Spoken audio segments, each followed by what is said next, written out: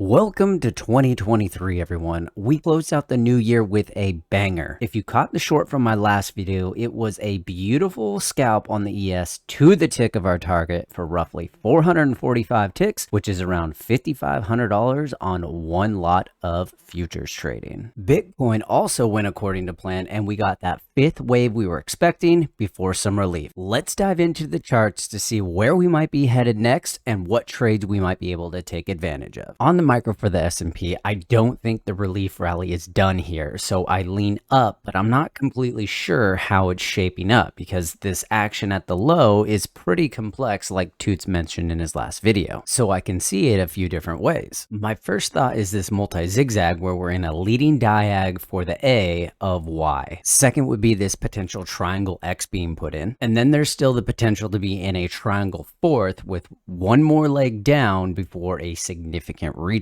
So unfortunately, I don't see a high probability count just yet. Maybe when the market opens in the morning, we'll get more data and it will give us a better idea. But the good news is that it doesn't matter. We don't need to be able to identify every move all the time. We need to be able to identify our expanded moves, whether they're impulses or corrections, and our measured moves, aka the algos, we can get behind. And we've been able to correctly identify the impulses have been to the downside while the corrections have been to the upside. Furthering that idea, we clearly identified the measured moves that are getting entries in yellow and profit takes in white along the way. Pulling back out to the macro to put things together, everything we've seen is still pointing to the downside target of 3,400 to 3,300. If we eventually get that three-wave move up into resistance, like we've been waiting on since my last video, then we'll look to get behind the trend and aim for those targets. Now let's take a look at Bitcoin. Before we do, if you like the content so far, make sure to subscribe and hit the like button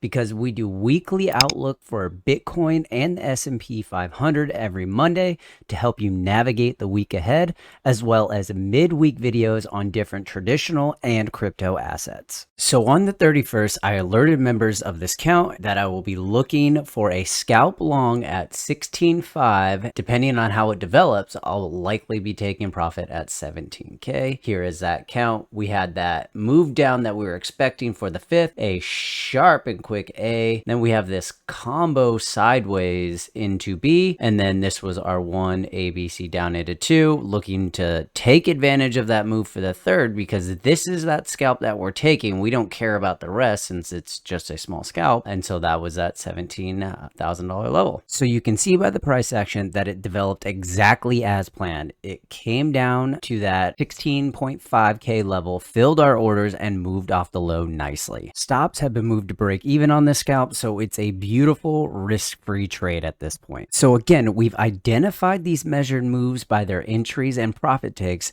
and we've looked to get behind them to take advantage of the moves. So with this in mind, we'll look to carry this move up to that 17K level in a three-wave move that we can look to get behind for our next target. This expectation is in line with what we just went over with the S&P, but again, there is a lot of complexity at the lows. We can be wrong here. Nothing in trading is ever certain or a guarantee. Anyone that claims to know exactly what's going to happen or boasts about how they never lose a trade is lying to you. All traders operate with probabilities, not certainties. If they don't, they're just influencers leading you to pasture for clout. If you want to learn more about identifying measured moves, check out this video where Toots goes over some.